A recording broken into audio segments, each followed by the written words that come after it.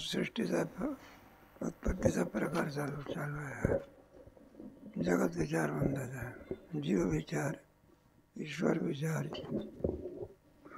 परमात्मा विचार, जसं जगत विचार आहे. मग जगत आपोआप होते का? मग कोणीतरी त्याचा करता असला पाहिजे. घट दिसत असला तर घटाचा कोणतरी करता काय केला पाहिजे. तसं जगत दिसतंय तर ते जगताचा कोणतरी करता काय केला पाहिजे. करता मानला पाहिजे ना. जीव काही करता होत नाही, आपोआप काही जगत निर्माण होत. मग त्याचा करता कोण? ईश्वर आहे. घडी मोडी येळा मात्रे पाप पुण्य संचिता. थोडं प्रास्ताविक आहे का ना. ईश्वर संतांनी सुद्धा मानलेला आहे. ईश्वर जर मानत नसेल तर त्याने आपली मोठी काय केली? हानी केली नाही का. म्हणलं आम्ही तर ईश्वर मानत नाही. खुशाल संसारामध्ये दंग असतो. संसारामध्ये नसताना विहितही व्यवहार करतो, निषिद्धही काय करतो. उलट आमचा संसार कसा चांगला चाललाय. आमचे ईश्वर मानतात त्यांच्या संसाराची अवकळा बघितल्या जात. काय मिळते त्याला? मग काय ईश्वर मानून काय फायदा आहे? नाही का. तुमच्या संस्थेचे येणारे विद्यार्थी म्हटलं संस्थेमध्ये गेले आणि शिकले 4 वर्ष, नोकरी मिळत नाही. फुकट कोणी विचारत किती गाथा पाठ करा का ज्ञानेश्वरी पाठ करा आहे का नाही. 4 वर्ष शिका का काही. म्हणजे काही बरं हुशार असतात ते बरोबर जेवढ्यावर काम मागत नाही. मग संस्कृत तयार करतात. काय करतात? संस्कृत तयार करून संस्कृतचे शिक्षक मिळत नाही. मग संस्कृतचे शिक्षक आणायचे प्राप्ती वगैरे. पण थोडी दृष्टी असावी लागते. काय नाही तर मग पैशाची तर गरज आहे आणि मिळवण्याचं काय नाही. मग पुढचं जाऊ द्या. मग पैसा सुद्धा मिळवण्याचं काय पाहिजे? साधन पाहिजे. कोणती तरी कला असावी लागते. काहीतरी म्हणा नाही का. धनिक लोकांचं सोडून द्या. पण सर्वसामान्य माणसं धनिक असतात का? मग आम्ही संसार बरं का याने मोठ्या याने जरी केला तरी सुद्धा काय होतो? अवकाळा असते नाही का. मग तुमचा ईश्वर मानून फायदा काय असा प्रश्न उत्पन्न होता. जे ईश्वर मानत नाही ते तर म्हणलं आनंदात राहतात. 1 बिल्डिंग नाही 2-2 बिल्डिंग बांधतात. आणि आम्ही ईश्वराचं आठवण करून आम्हाला कोण फुकट काय करत नाही. पण त्याचं शास्त्र लौकिक दृष्ट्या नाही, मग पारमार्थिक दृष्ट्या. कोणत्या दृष्टीनं? पारमार्थिक दृष्ट्याने ज्याने ईश्वर मानला बरं का, आणि ज्याने ईश्वर मानला नाही मग त्याची हानी मोठी आहे. संसारातली हानी वेगळी आणि परमार्थातली हानी वेगळी. पचतील खाणी. मग ईश्वर मानत नसेल तर मग त्यांच्याकरता खाणी आहेत पण ते पुन्हा मनुष्य खाणी नाही. मग कोणत्याही इतर खाणी आहेत. अंडाचे 4 स्वेदचे उद्बीज. कारण भक्तीचा अभाव आहे ना. कशाचा? ईश्वरच मानत नाही तर भक्ती कोणाची करी? नाही ज्याची भक्ती पाहिजे बाबा हयशी माझं तानान दिशतप मृणान संसारेषु. कुठला श्लोक आहे हा? नाही भगवद्गीतेतला. तानान दिशत कृतान संसारेषु नाराज शिपा मर्याद शिपा असुरी आसुरी योनी वापरणार 16 आसुरी संपत्तीचा श्लोक आहे. दुसरा 7व्या अध्यायामध्ये दैवेशा गुणवै मम माया मामेव प्रपद्यन्ते मामे चांचन्ते नमा. पुढचा श्लोक कोणता आहे?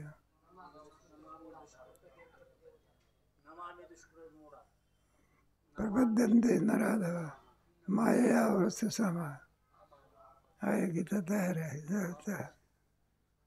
हा कोणत्या श्लोकात अध्यायातला श्लोक आहे? 5व्या नाही ना. म्हणून ईश्वराला विसरलेल्या लोकांचं आहे वर्णन. ईश्वराला विचारलेलं आहे ना, माया मेतान. त्यांनी काय मानला मग? ईश्वर मानला. नुसतं ईश्वर मानून काम भक्ती करता शरणागती केली पाहिजे. मामेव ये माया मेतान. 18व्या अध्यायाचा ईश्वरच सर्व हृदय शरण तिष्ठती भ्रामयन यंत्रारूढानि तमेव शरणं गच्छ. सर्व भावेन फायदा काय? तत्प्रसादात स्थानं प्राप्स्यसि. ईश्वर काय केला पाहिजे? त्याच्याशिवाय संघाची लागू शकत नाही. सृष्टी कार्यामध्ये ईश्वर असावा लागतो. ईश्वर सृष्टी तयार कर. जाऊ दे, बरेच मत आहे. त्या ब्रह्मसूत्रामध्ये पुष्कळचा विषय आहे. म्हणजे कोण कारण आहे? आपोआप जगत होते का? शून्यातून जगत निर्माण होते का? नाही. एकाच्या परमाणूपासून होते का? संख्येच्या आपलं अचेतन प्रधानापासून. मग ईश्वर काय केला पाहिजे? मग तो ईश्वर सृष्टी करतो. कशी सृष्टी ईश्वर करतो? का होऊन गेला आपला विचार. अरे कशी सृष्टी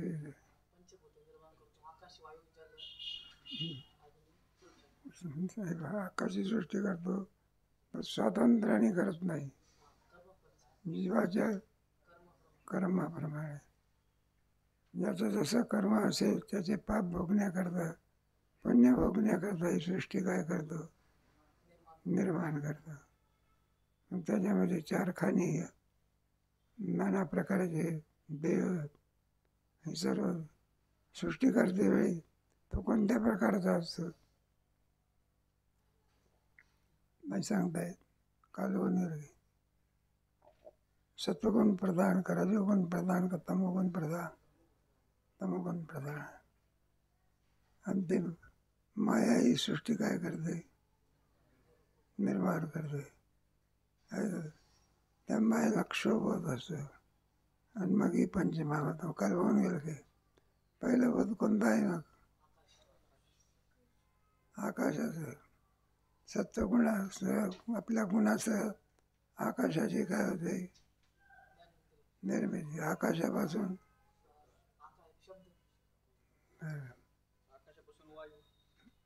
मग आणखी पुन्हा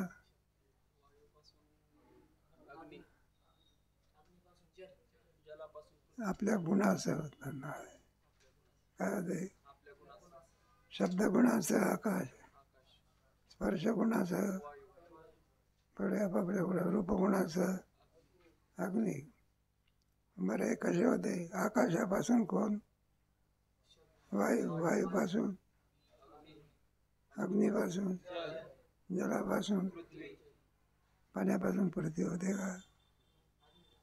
एकाने प्रश्न केला होता. म्हटलं पाण्यापासून कुठं पृथ्वी होत असते? फारच चांगलं झालं असतं पाण्यापासून पृथ्वी झाली. समुद्राचा कामच नाही. मग जिकडे तिकडे वस्ती दिसली असती. कारण पाण्यापासून काय निर्माण झाली? म्हणलं कसं काय तुमच्याकडे नाही? ते बरोबर आहे. ते पाणी जर गोठलं ना तर बर्फ तयार होतो. काय होतं? पाण्याचे 3 प्रकार असतात. उष्णता लागली तर काय तयार होते? वाफेपासून ढग. आणि थंडी लागली तर पाण्याला बर्फ. असं वाहत असतो का बर्फ? जड स्वरूप आहे का नाही? मग जलापासून पृथ्वी व्हायला काय हरकत आहे? जड तयार होते ना, काय होते? बरं, जलापासून काय होऊ शकते? पृथ्वी होऊ शकते. असे पंचमहाभूत. त्याच्यापासून आता कार्य आपल्याला सांगायचं आहे. आता पहिलं कार्य ह्याचा सत्वगुण, रजोगुण आणि प्रत्येक भराचा कोणता गुण घ्यायचा आहे? सत्वगुण. कोणाचा? सर्वाचा. आणि सत्वगुण घेऊन मग त्या सत्वगुणापासून अंतःकरण तयार होतं. अंतःकरण का म्हणतात? तर अंतःकरणम.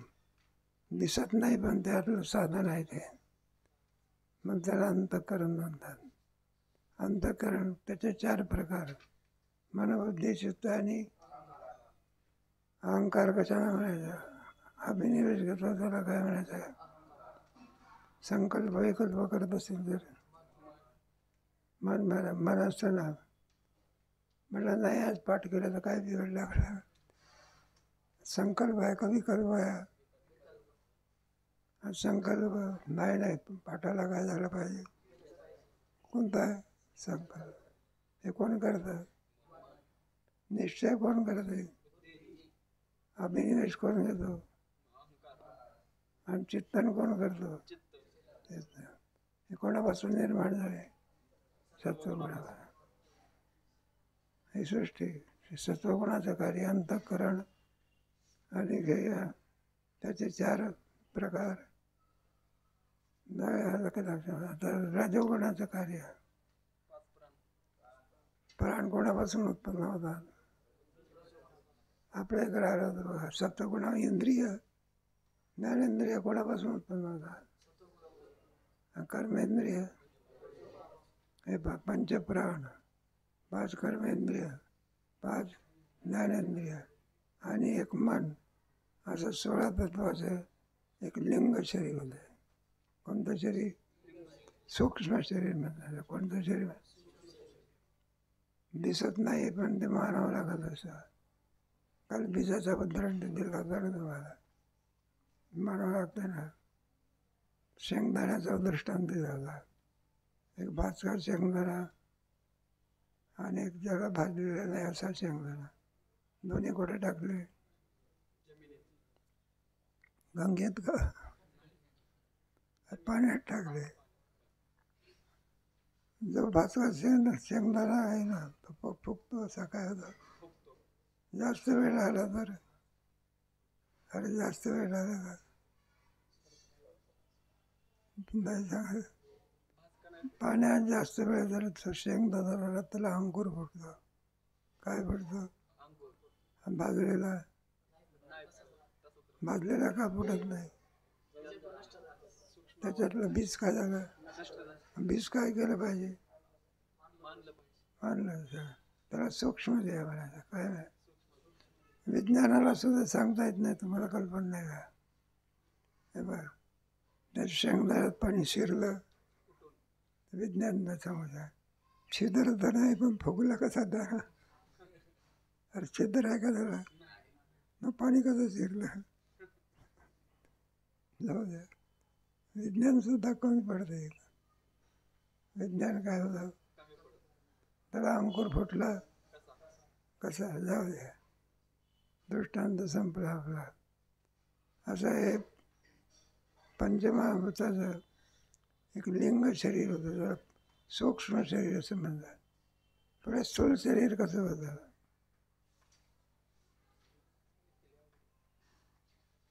स्थूल सृष्टी कशी होती? आता बरं विचार सागरात आहे म्हणा, ते डोक्यात अजून शिरायचं. हे बघ, ईश्वर स्वरूपातली माया तम प्रधान होते. काय होते? पंचमहा तयार होतात. पंचमहाभूतात पृथ्वी, आग, तेज, वायू आणि आकाश. आता स्थूल सृष्टी आहे. मग आपण एकेकाचे घ्यायचे, मग प्रत्येकाचे अर्धे अर्धे भाग करायचे. किती? 1 भाग.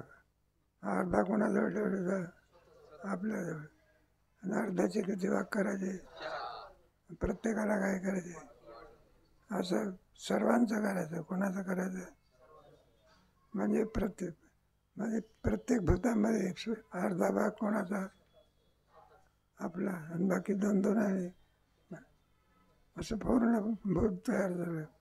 आणि त्याच्यापासून काय निर्माण होती? सृष्टी. त्याला स्थूल सृष्टी म्हणतात. कोणती? डोळ्याला दिसते म्हणून त्याला काय म्हणायचं? दिसत नाही म्हणून. अशा रीतीने आणि सृष्टी निर्माण होते. त्यामुळे लागल्याचे पुष्कळचे प्रकार आहे सृष्टीचा. तुमच्या गीतेच्या 11व्या अध्यायामध्ये सुद्धा तत्रैकास्तं जगत्कृष्णं प्रविभक्त अपश्चात दैवदेवस्य शरीरे. गीतेच्या बऱ्याचशा अध्यायामध्ये याचा विचार आहे. 15व्या अध्यायामध्ये सुद्धा याचा काय? ऊर्ध्वमूल मदशाखा अश्वत्थम. ऊर्ध्वमूल अधशाखा. ऊर्ध्व म्हणजे ब्रह्म, मूल म्हणजे माया. दोचा संबंध म्हणजे अज्ञान. आणि अज्ञानापासून हे सर्व काय होते? सृष्टी होते. ऊर्ध्व म्हणजे ब्रह्म, मूल म्हणजे 15व्या अध्यायामध्ये 2 पाहिजे. किती पाहिजे? एकापासून सृष्टी होऊ शकत. मग किती असावं लागतात? 2. व्यवहारामध्ये सुद्धा पाहतो ना आपण. जाऊ द्या. म्हणजे 7व्या अध्यायामध्ये सुद्धा सृष्टीच्या उत्पत्तीचा प्रकार आहे. मग आसक्त मना पार्थ असंशयम समुद्रम ज्ञानम तेयम सविज्ञानम इदमोक्ष यज्ञात्वा नियम मनुष्याणां सहस्रेषु एतदामपि भूमिरापो भूमिरापो नलो वायो खम मनो अहंकार विद्यम में भिन्ना. मला अष्टधी प्रगती 5 आड्याने दिल्या. प्रत्येक तुमच्या याच्यात सुद्धा 13व्या अध्याय महाभूतान्य अहंकारो सृष्टीदेवच. 9व्या अध्यायामध्ये शरीराचा विचार. इदम शरीरम. पण त्याच्यामध्ये तत्व किती आहे? काय? महाभूतान्य अहंकारो बुद्धिरव इंद्रियाणी दशेकंच पंचजेन इच्छा द्वेष सुखम दुःखम संघात चेतना धृती एतत् क्षेत्रम. गोड विचार आहे. विचार सागराचा आहे तेच कुठं आहे? आणखी तेच काय वेगळं आहे का? मग कोणती सृष्टी निर्माण होते? सत्वगुणापासून काय? रजोगुणापासून काय? पुढे तमोगुणापासून काय? सत्वगुणापासून 5 ज्ञानेंद्रिय अंतःकरण आहे. कोणापासून होते? पंचप्राण. कर्मेंद्रिय कोणापासून होते? रजोगुणापासून. आणि तमोगुणापासून दिसणारं जगत कोणापासून? तमोगुणापासून. अशी एक स्थूल सृष्टी काय होते? त्याच्यामध्ये 3 शरीर आहे. एक स्थूल शरीर, दुसरं सूक्ष्म शरीर आणि तिसरं कारण शरीर. आणि कारण शरीर 3 शरीरामध्ये 5 कोश आहेत. आता क्रमाक्रमाने त्याचा विचार करायचा आहे. वाचा. परिच्छेद क्रमांक 21. 3 शरीरांचे वर्णन. या स्थूल सूक्ष्म माया कार्यात 3 शरीरे आणि 5 कोश आहेत. बाबा किती? आपलं हे शरीर दिसतंय कोणतं आहे? स्थूल शरीर. स्थूल शरीर. बरं का? जे दिसत नाही पण निघून जाते सूक्ष्म शरीर. आणि याला दोघाला जे आहे त्याला कारण शरीर म्हणतात. काय म्हणायचं? दिसतंय स्थूल शरीर, सोडून जाते ते लिंग शरीर सूक्ष्म शरीर. आणि दोघाला कारण करत आहे कारण शरीर. अशी 3 शरीर. 3 शरीरामध्ये पंचकोश आहे. म्हणजे स्थूल शरीर दिसतं ना त्याला अन्नमय कोश म्हणायचं. काय म्हणायचं? अन्नमय कोश. पुढे आलं का? अशामध्ये पुढे प्राण असतो त्याला कोणता म्हणायचं? प्राणमय कोश. पुढे कारण शरीरात नाही बुद्धी आणि विज्ञानमय कोश. आणि अंतःकरणामध्ये असणारा त्याला कारण शरीर, त्याला आनंदमय कोश म्हणतात. कोणता? आनंदमय कोश. आता थोडा विचार केलाय. हा या कोशाहून आत्मा काय आहे? भिन्न आहे. भिन्न आहे. या कोशाचं प्रकाशन करतो कोण?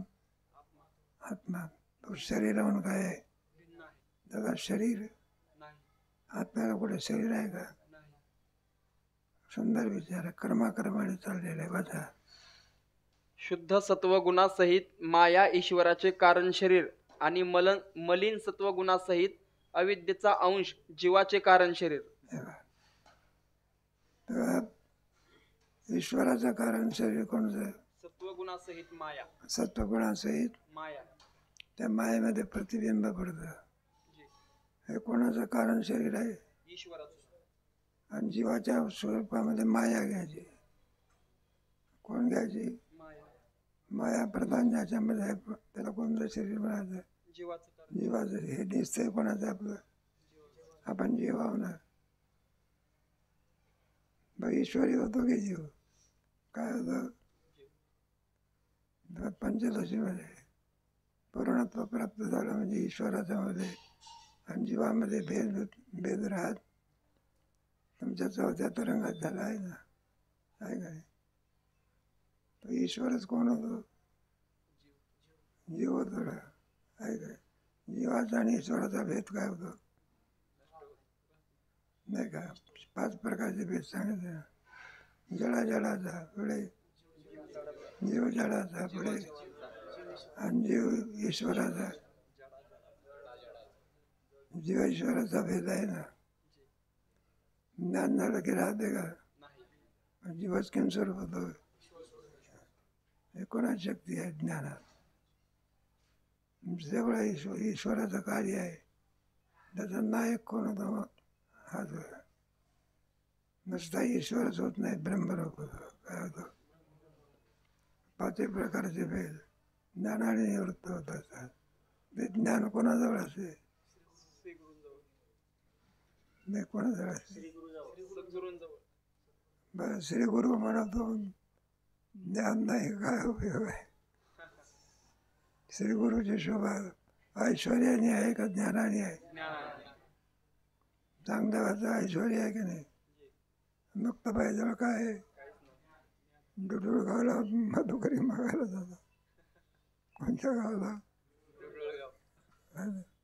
खरं ना. काय झालं तेव्हा निवृत्तीनाथ महाराज, ज्ञानेश्वर महाराज भिक्षे करता जात असतात. आणि मुक्त वेळेला झोपडीमध्ये सांभाळण्याकरता कोण राहत असे? सोपान काका. आणि भिक्षे कोरडी भिक्षे आणायची. कोणती? मग एक निवृत्तीनाथाला मांडे खाण्याची काय झाली? कोरडे पाहिजे. मांडे भाजण्याकरता काय पाहिजे? खापर पाहिजे. हातावर भांडे होते का? मग ते भक्ताबाई खापर मिळण्याकरता प्रत्येक घरी जायची. हो म्हणलं, खापर आहे का तुमच्याकडे? म्हणलं, कशाकरता पाहिजे? म्हणलं, आमच्या दादाला मांडे खाण्याची काय झालेली आहे. म्हणलं, भिकारी पुन्हा मांडे खाण्याचे काय करतात? घ्या, लोक काय बोलतील काय ते काय सांगता येत नाही. इकडचे वातावरण चांगलं आहे. ते आमच्या भागात वातावरण असं आहे. एखादा मनुष्य जर भिक्षा मागायला गेला तर भिक्षा तर देत नाही. म्हणला, धटिंगनसारखा धटिंगन दिसतो. भीक मागतो, लाज वाटत नाही का? इकडचे लोक बरे मोठ्या आवडीने काय देतात? त्यांचे उपकार आहे काय? काय त्यांचे? आता किती पोरात सगळे कशावर जगतात? बरं, तुम्हाला किती आवडीने देतात? नाही, भिक्षेला गेला तर त्याची वाट पाहत बसतात. आहे काय? ते म्हणत असं आमची भीक देत नाही, आम्ही भिक्षा देत नाही, आमचा नैवेद्य कोणाला जातो. अशी भावना आहे त्यांच्या. जाऊ दे. कशा करता चाललेलं आहे? 3 देहामध्ये 5 कोश आहे. वाजा. स्थूल शरीराचे आरंभक अशी पंचसूक्ष्मभूते मन, बुद्धी, चित्त, अहंकार, 5 प्राण, 5 कर्मेंद्रिये व 5 ज्ञानेंद्रिये मिळून जीवाचे सूक्ष्म शरीर म्हणावे. बघा, लिंग शरीर सूक्ष्म शरीर असं म्हणा. त्याच्यामध्ये किती आहे? 5 कर्मेंद्रिय, 5 प्राण, 5 ज्ञानेंद्रिय आणि पुढे मन. 5 प्राण, हा, 5 प्राण, 5 प्राण घ्यायचे ना. मन बुद्धी चित्त अहंकार. 5 प्राण, 5 कर्मेंद्रिय, 5 ज्ञानेंद्रिय, 5 फिरी, 15, मनाने बुद्धी 17, 17, अंतःकरण घेतलं तर 16, 16, मला बुद्धीची अहंकार घेतो 19. घ्या अथवा नका घेऊ, पण खरंच 16 तास 5च म्हणतात. पंचदशीमध्ये 16 तास. बुद्धी कर्मेंद्रिय प्राण मन पण मनसा पंचकर धिया प्राणादो आत्मा तल्लिंग उच्यते. त्याला लिंग शरीर का म्हणतात? स्थूल शरीराचा प्राण गेल्यानंतर नाश होत असतं. लिंग शरीर जाते ना, त्याच्याबरोबर कोण जात असतं? प्राण जात. प्राण गेला की स्थूल शरीराचा काय होतं? नाश होत असतं. स्थूल शरीर प्राण आहे तोपर्यंत काय असते? म्हणून तो सोडून जातो ना जीव, मग त्याला लिंग शरीर म्हणतात. कोणतं? कारण जाणं हे खूप जीवाला आहे, आणि का शरीराला नाही. शरीर इथंच पडतं. कुठे पडतं? उत्करा म्हणतो भंजारवा एवढा अनुपश्यंती उत्करा म्हणतो. दुसऱ्याच शरीरात जातं. हे शरीर जरी इथं पडलं, इथून निघून मुक्त होतं का? दुसऱ्या शरीरात जातं. मुक्त कोण होतं? ज्ञानी. ज्ञान असेल तर काय होतं? ज्ञान नसेल तर या शरीरातून त्या शरीरातून असे सारखं हे धाव किती वर्षापर्यंत चाललंय? मरेपर्यंत नाही. 184 झाला फेरा, आणि गणित नाही जी. आपण एकदा जन्माला आलो का अनेक जन्म फेरत आलो. अनेक जन्म फिरत त्याच्या वासनेवरून समजायचं. त्याच्यावरून वासनेवरून एखादा अट्टल चोर असतो, त्याला शिकवावं लागत नाही, काय करावं लागत नाही. मग त्याच्या मागच्या संस्कारावरून तुमच्या कितीमध्ये आहे ना, शुचिनाम श्रीमतामगे अथवा योगिनामेव याचं ते दुर्लभम. त्याच्या कर्माप्रमाणे त्याला काय मिळते? शरीर मिळते. गीतेच्या 6व्या अध्यायात तत्रतम बुद्धी संयोगम लभते पौर याचं त्याच्यात होतो संत. आपलं कशा करता चाललेलं आहे? या 3 शरीरामध्ये 5 कोश आहे. वाचा पुढे. सर्व जीवांची सूक्ष्म शरीरे म्हणजेच ईश्वराचे सूक्ष्म शरीर. आता ईश्वर घ्यायचं. सगळ्या जीवाची सूक्ष्म शरीर आहेत. ईश्वराचं काय? सूक्ष्म शरीर ईश्वर परिच्छिन्न आहे का व्यापक आहे? व्यापक आहे. मग ईश्वराचं शरीर कोणतं? सगळ्या जीवाचे जे सूक्ष्म शरीर आहे ते मिळून ईश्वराचं कोणतं शरीर होतं? सूक्ष्म शरीर. सूक्ष्म शरीर. पुढे जीवाचे स्थूल शरीर सर्वांना माहित आहे. सर्व स्थूल ब्रह्मांड ईश्वराचे स्थूल शरीर आहे. हे पहा, आपलं स्थूल शरीर आहे की कोणतं दिसते? हे कोणतं शरीर? स्थूल शरीर. पंचमहाभूताचं दिसते स्थूल शरीर. आणि ईश्वराचं सगळं ब्रह्मांड आहे कोण? त्याची व्याप्ती एका जीवात आहे का सगळ्या? हे बघ, तुमच्या गीतेत आहे ना, ईश्वर सर्व एकाच पदार्थ आहे का? सर्वांच्या ठिकाणी, सर्वांच्या हृदय देशी बुद्धीस्वरे हरणीशी तत्व. गीतेमध्ये व्याप्ती सांगितली, त्यावेळेला त्याची व्याप्ती सांगितली नाही. घडी मोडे येळा मात्रे हे सगळं ब्रह्मांड कोण निर्माण केलं? ईश्वराने. आणि त्याच्यामध्ये आपले फलं आपल्याला मिळत असतात. ज्याचं जसं कर्म असेल त्याप्रमाणे गीतेला फलाची काय होते? प्राप्ती होत असते. फल असते.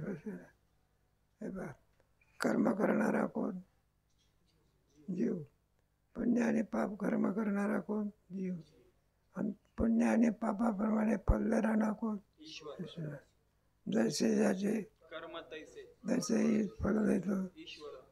मग ईश्वरावरती अन्याय आहे का? मग नाही. त्याला काही आनंद आहे का तुम्हाला जेलमध्ये ठेवायचं आहे? नाही. न्यायाधीशाला काय खुशी आहे का तुम्हाला फाशीच आहे? तुमच्या गुन्ह्याप्रमाणे त्याला फललं नाही. ईश्वराचं काय आहे? मग जगाचं शासन करता कोण आहे? ईश्वर. आणि आपल्या राष्ट्राबद्दल शासन करणारा कोण आहे? नरेंद्र मोदी. कोण आहे? राष्ट्रपती नाही तर पंतप्रधान. नाही सांगता. गुन्ह्याप्रमाणे शासन करणारा न्यायाधीश आहे. कोण आहे? न्यायाधीश. न्यायाधीश. आता पोलीस काय करू शकत नाही. शासन करू शकत नाही. शासन करू धरून देतो फक्त. काय करतो? धरून देतो. आणि शासन करणारा कोण आहे? न्यायाधीश. मग तो कोणी असो. गुन्हा झाला आहे ना, त्याचं फल काय झालं पाहिजे? भोगलंच पाहिजे. मग तो कोणी का असेल ना, गुन्हा केला आहे ना, मग शासन कायद्यापुढे कोणाचंही चालत नाही. नाही. जाऊ द्या आपला विनाकारण नको आपला. आपलं कशा करता चालला? ईश्वराचा चाललेला आहे. फल देणारा कोण आहे? ईश्वर. सृष्टीचा करता कोण? ईश्वर. ईश्वर. पुढे या जीवेश्वरांचे 3 शरीरात 5 कोश आहेत. परिच्छेद क्रमांक 22. पंचकोशांचे वर्णन. 1. आनंदमय कोश. कारण शरीरास आनंदमय कोश म्हणतात. कोणत्या शरीराला? कारण शरीरास कोणता कोश? आनंदमय कोश. पुढे 2. विज्ञानमय कोश. पंच ज्ञानेंद्रिये व निश्चयरूप अंतःकरणाची वृत्ती बुद्धी यास विज्ञानमय कोश म्हणतात. त्याला का कोणता कोश म्हणायचा? विज्ञानमय कोश. कोण कोण आलाय त्याच्यात? पंच ज्ञानेंद्रिये आणि निश्चयरूप अंतःकरणाची वृत्ती म्हणजे बुद्धी. 6 आलेले का? हा. किती? 6. 6 जण 5 ज्ञानेंद्रिय करण्याची बुद्धी. कोणता कोश आहे? विज्ञानमय कोश. विज्ञानमय कोश. पुढे 3. मनोमय कोश. पंच ज्ञानेंद्रिये व संकल्प विकल्पात्मक अंतःकरण वृत्ती म्हणजेच मन यास मनोमय कोश म्हणतात. ह्याच्यात किती आले? 6.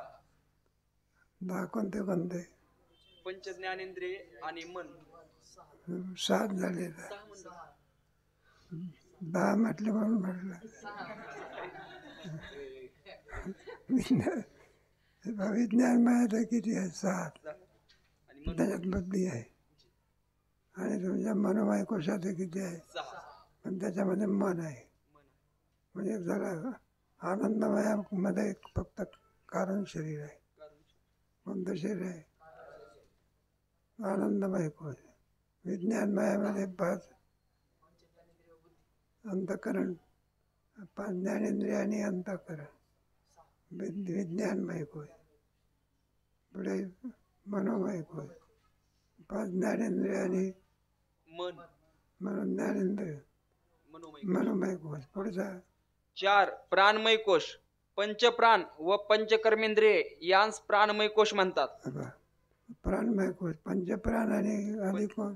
पंचकर्मेंद्रिय. पंचकर्मेंद्रिय 10. मिळून का 10 मिळून कोणता झाला कोश? प्राणमय कोश. प्राणमय कोश. पुढे 5. अन्नमय कोश. स्थूल शरीरास अन्नमय कोश म्हणतात. हे पण दिसतं हे शरीर आहे, याला कोणता कोश म्हणायचा? अन्नमय कोश. अन्नमय कोश. पुढे असे जीवेश्वरांच्या 3 शरीरात 5 कोश आहेत. हे बघ किती? 3 शरीरात 5 कोश आहेत. 3 शरीरामध्ये काय? 5 कोश. 3 शरीर म्हणजे कारण शरीर, सूक्ष्म शरीर, स्थूल शरीर. आणि त्याच्यामध्ये किती कोश आहे? 5 कोश आहेत. 5 कोश आहे. पुढे हे ब्रह्मरूप आत्मस्वरूपास आच्छादन करतात म्हणून यास कोश म्हणतात. कोश का म्हणायचं? एखादा विणा असला त्याला गवसणी असते की नाही, मग गवसणीला काय म्हणायचं? कोश. एखादा पकवाद असतात ते परपार सकाळच्या वेळेस हे एवढं मोठं डबडं असेल पाठीवर ते चालणंही होत नाही. शिकतात ना बोलून हे करावं लागते ना. ते डबडा कोण झाला? कोश झाला. पकवादाला काय होत नाही, दिसू देत नाही. कोश काय करतो? आवरण घालतो. त्याला काय म्हणायचं? कोश. पुढे अनेक मंदबुद्धी पुरुष या 5 कोशात जे अनात्म पदार्थ आहेत त्यांपैकी कोणत्या तरी एका अनात्म पदार्थास आत्मा असे समजून मुख्य साक्षीरूप आत्मस्वरूपाहून विन्मुख राहतात. बघा, कोणते लोक आहे बिनक लोक, कोणाला तरी काय समजतात, विज्ञानमय कोशाला का प्राणमय कोशाला, तुमच्या आनंदमय कोशाला काय समजतात आत्मा समजतात. नाही का? कोण कोण कोणाला हा आत्मा समजेल काही सांगता येत नाही. सांगता येत नाही. कोणीतरी आपल्या घरात गंगेकरता स्नानाकरता निघाला बा, आणि पुढे मध्यंतरी घोड नदी लागली कोणची, घोड नदी, तिथं स्नान केलं, त्याला वाटलं हीच गंगा आहे काय. हीच गंगा आहे. मग नाही म्हणलं मी तर गंगेमध्ये काय करून आलो. स्नान करून आलो. हो म्हणजे गंगा नाही, गंगा दुसरी नाही, मुळीच नाही म्हणलं. त्रस्त माणसाने सांगितलं ही गंगा आहे बा. मग तो कोणाला खरोखर घोड नदी गंगा आहे का ती ऋषिकेशला आहे, ती ऋषिकेशला आहे गंगा, पण कोणाला समजून बसला घोड नदीला. नदी कुठे राहिली दूर, आणि समजून काय बसला गंगा. गंगा. इथं तुम्हाला कल्पना नाही का, मामासाहेब असायचे का आतखोलीमध्ये ते एक जे कोकणी बुवा चांगले धष्टपुष्ट होते, आणि ते आपले प्रथा विधी करत असायचे आपलं सगळं. म्हणजे लोक यायचे, दांडेकराचं दर्शन घ्या, कोण दांडेकराचं दर्शन यायचे. मग रस्त्यामध्ये कोण बसलेलं आहे, हे पण महाराज बसलेले आहे. त्यांना वाटत हे दांडेकर आहे, नमस्कार करायचे आणि जायचे. लोक विचारायचे, म्हणलं गाव दांडेकराचं दर्शन केलं तर म्हणायला लागले. आता दांडेकराचं दर्शन केलं का कामगाराचं केलं, म्हणून काय बसले ऐका. तसं आपण मनालाच काय म्हणून बसलो, आत्मा, इंद्रियालाच काय म्हणून बसलो. आत्मा, आत्मा होते का? आत्म्याचे लक्षण आहे. आत्मा कोणाला कोणाचे लक्षण करून कुठं बगड्याला कुठं राजहंस म्हटलं जातो, राजहंस होत असतो का? म्हटलं पांढरा दिसतो की, पांढरा दिसतो एवढ्यावरून राजहंस होता होतं. मग ते लक्षणात बसावं लागला. कशात? लक्षणात. आत्मा का, शरीर का नाही, वाचवशी जीर्णानी यथा विहाय नवानि गृह्णाति नरोपराणि तथा शरीरानि विहाय जीर्णानि यज्ञानि संयाति नवानि देहि. शरीराला वस्त्र म्हटलेलं आहे. काय वस्त्र, वस्त्र फाटलं म्हणजे आपण काय करतो, नवीन वस्त्र दुसरं वस्त्र काय करतो. परिधान करतो. तसं एक शरीर म्हातारा झाला म्हणजे आपण काय करतो, टाकून देतो. दुसरं काय घेतो, शरीर मग टाकून देतोय का? आत्म्याचं लक्षण आहे का? नाही. महात्मा कुठे काय मरत असतो जगत असतो असं आहे का? म्हणून अन्नमय शरीर आत्मा होऊ शकत नाही. नाही. मग आत्मा होतं तरी कोण? कर्माने सांगणार आहे वाचा. त्यांपैकी कोण कोणत्या अनात्म पदार्थांचा आत्मा समजतो ते क्रमाने सांगतो. आता कोण आत्मा होता? कर्माने आम्ही काय करतो तुम्हाला वाचा. परिच्छेद क्रमांक 23. अन्नमय कोशास आत्मा म्हणणाऱ्यांचे मत. हे आता कोणता कोश अन्नमय कोश त्याला आत्मा बांधतात. बहिर्मुख लोक कोणाला मानू, चारवाक कोणाला आत्मा बांधतात, देहखंड आला महात्मा, देहालाच तो काय मानतो, आत्मा म्हणतो. बाकीचे लोक आत्म्याला ओळखून शरीरामध्ये असणारा सर्व प्रकाशक असलेला त्याला आत्मा मानतात, आणि चारवाक देहाला स्थूल शरीर, देहालाच आत्मा मानतात. त्याला विचारलं, म्हणलं देहाला आत्मा का मानतो तू? मी कोणाला म्हणतो आपण? देहाला म्हणतो. मीचा विषय कोण होता? देह होतो. अहमचा विषय कोण होता? स्व देह होता. अहम समजते ना. मी म्हटलं तर मराठी भाषेत, आणि अहम म्हटलं तर संस्कृत भाषेत, आणि इंग्रजी भाषेत काही येते इंग्रजी, त्याला आहे शब्द आहे. होता प्रत्येक भाषेमध्ये शब्द काय, अहम अशी बुद्धी होते. आणि त्याच्यामुळे तो शरीरालाच काय समजतो, आत्मा. सगळे शरीराचे धर्म कोणाच्या ठिकाणी घेतो. उपजने मरणे कोणाचे धर्म आहे? शरीराचे धर्म आहेत. काळा गोरा शरीर बरं का, धष्टपुष्ट होणे कोणाचे धर्म आहे? शरीराचे धर्म आहेत. बरं का. आणि सगळे धर्म कोणाच्या ठिकाणी घेतो? स्वतःचे. मग मी काळा आहे, मी कोण आहे? गोरा आहे, मी लठ्ठ आहे, मी तरुण आहे, मी अवघ आहे. सगळे धर्म कोणाचे आहे? मी गरीब आहे, मी कफल्लक आहे, काय तुमचे होय नाही ते सगळे शरीराचे धर्म आहे. धर्म आहे शरीराचे, समजतो आत्म्याचे. माझे. आणि मग काय होतं, तादात्म्य घेतल्यामुळे दुःख भोगावं लागतं. आपण तादात्म्य केलं ना, काय केलं? तादात्म्य. तादात्म्य केल्यामुळे दुःख काय करावं लागलं? भोगावं लागतं. असं आहे शरीर. त्याच्याकरता म्हणजे परिस्थितीचं दृष्टांत आहे. राजा परीक्षित होता ना, तुला ब्राह्मणाच्या मुलाने काय दिला होता? कोण शापाचं स्वरूप काय?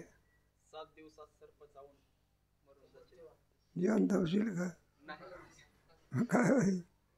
मृत्यू होईल. आता मृत्यू समोर आल्यामुळे परिस्थितीची काय गाळ उडाले. जावे त्याच्या मावश्या. देवाकडे. एखादा डेंजरचा प्रश्न असते ना, सामान्य माणसाची सोडून द्या, पण जो पेशंट असतो त्याची काय वृत्ती असते? जावे त्याच्या मावश्या. देवाकडे. डॉक्टर म्हणतात आम्ही ऑपरेशन करण्याची इच्छा करीत नाही. मला भलतंच काय झालं तर तो आमच्यावरती काय नको, दोष नको. लोक म्हणतात नाहीतरी मरणार आहे, मग जगला तर काय बिघड आहे?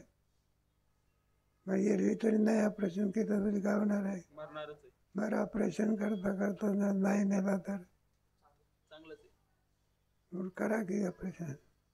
मग ज्याचं ऑपरेशन करतात तो त्याची त्या पेशंटची काय अवस्था असते? जावे त्याच्या मावश्या. देवाकडे. देवाकडे घाबरून गेले राहतं, पण त्याला भूल देतात. काय देतात? भूल. कळू देत नाही त्याला. मी कसं परिस्थितीची कोणती अवस्था आहे पहिली? घाबरून गेला. मी साप चावून काय होणार आहे? मरणार. आणि पुढे सुखाच्या आधी आल्यानंतर कोणती अवस्था झाली? मरण माझे मरून गेले, मज केले अमर. पहिली अवस्था कोणती? मरणार आहे. आणि दुसरी अवस्था कोणती? मरण माझे अमरत्व. आता शरीराचे धर्म घेतो का? नाही. आता शरीर आता आलं का? आता देह बुद्धीवर आहे का ब्रह्म बुद्धीवर आहे? ब्रह्मबोध. मी देह आहे अशी भावना आहे त्याची. नाही. चिदानंद रूपात शिवोहम शिवोहम. आत्मा कुठं मरत असते का? नाही. कोणत्या बोधावर आला? आत्मबोधावर. ब्रह्म आत्मबोध आहे. आता देहाचे धर्म सगळे काय झाले? टाकून दिले. तादात्म्य सोडलं. कोणा काय सोडलं? तादात्म्य सोडले. शरीराचा ना आमचा काही संबंध नाही. पोरायला आहे ना. देह नव्हे मी हे सरे अनुरला बरे अभंग आहे ना पोरायला. देह नव्हे मी आहे, मग कोण आहे? विठ्ठल. मग सगळे धर्म कोणाचे आहे? शरीराचे आहे काय? आणि सगळे धर्म घेतल्यामुळे मी मरणार आहे, मी काय होणार आहो, जगणार आहो, मी असं आहे, मी तसं आहे. आणि त्याच्यामुळे सर्व दुःख भोगावं लागतं आपल्याला. याच्याशी आपला संबंध नसला तर आपला कुठेतरी शेजार धर्म असतो. आणि शेजारच्या का तुमच्या प्लॉटमध्ये कोणीतरी वारला, मग सकाळच्या वेळेस तीर्थयात्रेची तयारी. मग एक जण आला आपला आणि लोकांची चालली तयारी, आणि तो तंबाखूला काय लावत होता? चुना. आता त्या आधी तो तंबाखूला चुना लावत होता. त्याला जो पेशंट गेला त्याच्या विचार झाला काय घडलं. त्याने विचारलं म्हणलं तुम्ही कशा करता आले, काय आले? मला प्रीती तरी चालायचं आहे का तुम्हाला? नाही म्हणलं. मग तुम्ही आले कशा करता? हा म्हणलं ह्याच आहे. रात्री काल 5 वाजता काय झाला? वारला. आणि तेव्हापासून जे रडारडी चालली म्हटला शेजारचा प्लॉट आमच्या असल्यामुळे रात्रभर आम्हाला काही नाही, झोप नाही. पण आता दिवस निघाला, आता तरी लवकर लवकर न्या म्हणून सांगायला आलो. मग त्या पेशंटच्या विषयी याला काही दुःख आहे का? का नाही, काय संबंध आहे. भक्ताई से जाणा जरे आशापास, तादात्म्य असेल तर दुःख, तादात्म्य असेल तर सुख. ज्ञान काय करतं? शरीराचं तादात्म्य. काय करायचं? शरीर देह हे धनकुबेराचे, तुकोबराच्या ठिकाणी कुठेही आहे. शरीर ज्याचे त्याशी समजते. कोणता कोश आहे? अन्नमय कोश. अन्नमय कोशामध्ये शरीरालाच काय म्हणतात? मग आत्मा बांधतात. का बांधतात? त्याच्या ठिकाणी तादात्म्य होते. अहमशी काय होते? बुद्धी होते. बरं का? आणि त्याच्यामुळे काय, जिथे जेवढं प्रेम शरीरावर आहे, नाही का, आणि त्याच्यामुळे अन्यावर प्रेम होते. कोणावर होते? स्त्री, पुत्र, धन, काय तुमचं, हे सुद्धा प्रेमाचे काय होतात? विषय होतात. मुख्य प्रेम कोणावर? आणि गौण प्रेम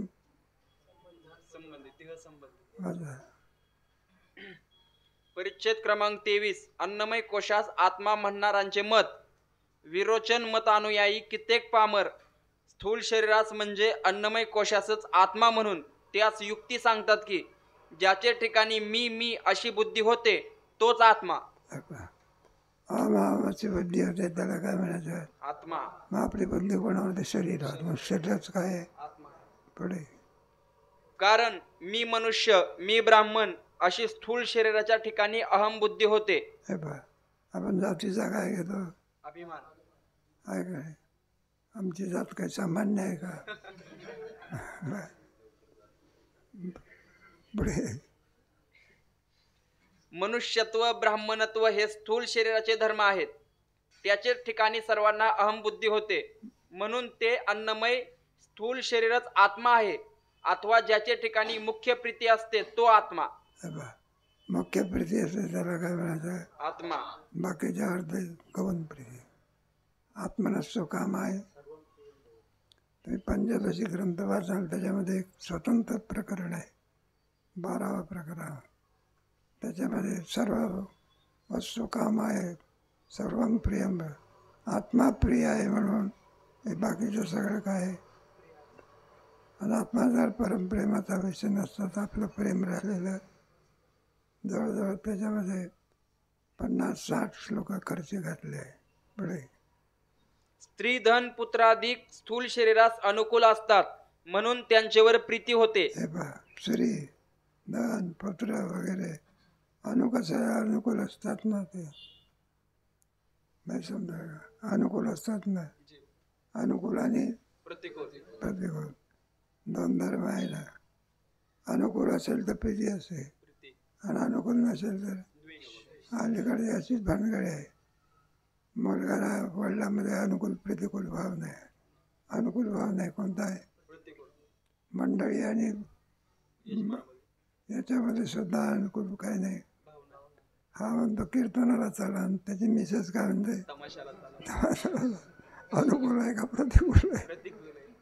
अनुकूल असेल तर प्रेम, प्रतिकूल असेल तर हे सगळं तसंच चालतं. पुढे अनुकूल नसतील तर होत नाही. ज्याच्याकरिता अन्य पदार्थांचे ठिकाणी प्रीती होते ती मुख्य प्रीती स्थूल शरीराच्या ठिकाणी आहे. आत्मनसतो काम आहे. सर्व आपली शरीरावर प्रीती आहे, आपली अलग अलग आहे. म्हणून अन्नावर प्रीती आहे, कारण अन्न हे साधन आहे. शुद्धा निवृत्तीचं काय आहे? म्हणून आपली त्याच्यावर काय आहे? आणि जर शुद्धा निवृत्तीचं साधन नसतं, त्यात प्रीती राहिली, आपल्यावर आत्मनसतो काम, आपल्या उपयोगी आहे. कोणाच्या? आपल्या उपयोगी आहे म्हणून त्याच्यावर काय असते? आणि प्रतिकूल असेल तर दे. पुढे म्हणून स्थूल शरीरच आत्मा आहे. स्थूल शरीर आत्मा ठरल्यावर त्यास वस्त्रालंकारांनी सुशोभित करावे, नाना प्रकारच्या भोजनांनी त्याचे पोषण करावे, हाच परमपुरुषार्थ. अलीकडे तर फार निघाला, जेवढी माणसं तेवढे पोशाख आहे बघा. एका माणसाला रोज सदरा बदलवायचा तो. आम्ही त्याला विचारलं, म्हटलं रोज तुम्ही सदरा बदलवता, काय भानगड आहे? तर म्हणले महाराज एका सदराला एक दिवस मिळतो हेच भाग्य आहे. मला सदरे आहे तरी किती 500 आणि वर्षाचे दिवस किती आहे? 365. म्हणजे एका सदरा 2 सदराला सुद्धा एक दिवस. याला देहात्मबुद्धी म्हणतात. कोणती बुद्धी? पण त्याला वस्त्र आणि अलंकाराने काय करायचं? सुशोभित करायचं. टीका बनून जाईल. फोटो काढायला जर गेला तर म्हणलं आवडत नाही मला फोटो, दुसरा फोटो काढा घे. तोही नाही आवडत, दुसरा काढा घे. म्हणलं का आवडत नाही? म्हणलं दात कुठं दिसतात टीका बनून जाईल. कोणती बुद्धी? देहा. असं देहात्मबुद्धी कुठं असलेली माणसं कुठे वारी करत असते का?